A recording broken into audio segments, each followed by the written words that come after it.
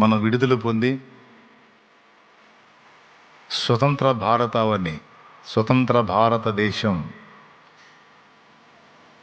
అని ఘనంగా చెప్పుకోవడానికి దేవుడు అనుకూలపరిచిన రోజు, మనకు కృప దొరికిన రోజు ఈరోజు.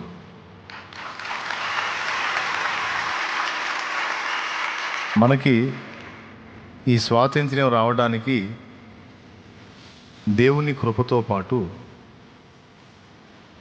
చాలామంది ప్రాణత్యాగాలు ఉన్నాయి. చాలామంది స్వాతంత్ర్య సమరయోధులు తమ ప్రాణాలని బలి చేశారు. భావితరాలు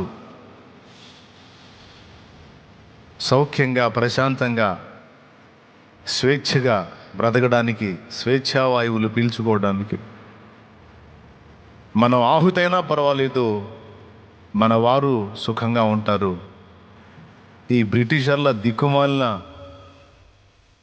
పరిపాలన కింద మనం ఉండకూడదు అని తిరుగుబాటు చేసి కొంతమంది సాయుధ పోరుకు తెగబడితే సుభాష్ చంద్రబోస్, అల్లూరి సీతారామరాజు లాంటి మహనీయులు సాయుధ పోరు తప్పదు అని ఆయుధాలు ధరిస్తే మహాత్మా గాంధీ, జవహర్లాల్ నెహ్రూ, గాంధీ గారితో పాటు మరికొంతమంది